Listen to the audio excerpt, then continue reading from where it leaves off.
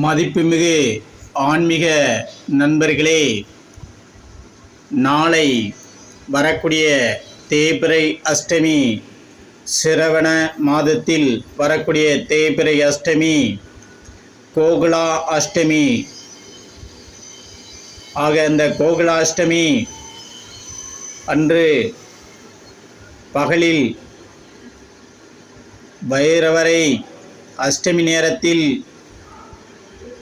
வழிபாடு செய்துவிட்டு இரவில் பானகம், மோர், வெண்ணெய், நெய், பலகாரங்கள் வைத்து கிருஷ்ண பகவானையும் வழிபாடு செய்தால் இந்த கோகுலாஷ்டமியின் நற்பலனை அனைவரும் பெற முடியும். ஆக இந்த கோகுலாஷ்டமி வழிபாடு செய்யும்போது கண்டிப்பாக பரமபத வாசலை அடைய முடியும்.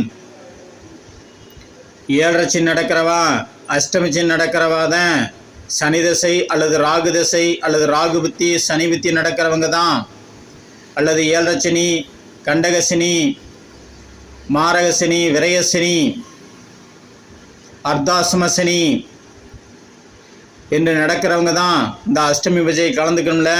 யார் வேணுமானாலும் அஷ்டமி பூஜையில் கலந்துக்கலாம். சிம்மராசி, தனுசு ராசி, கடகராசி, மிதுன ராசி, விருச்சிக ராசி, மகர ராசி, கும்பராசி, மீன ராசி மட்டும்தான் இந்த ராசியில் அஷ்டமியில் கலந்துக்கணும்ல. 27 நட்சத்திரக்காரர்களும் 12 ராசிக்காரர்களும் கலந்து கொள்ளலாம்.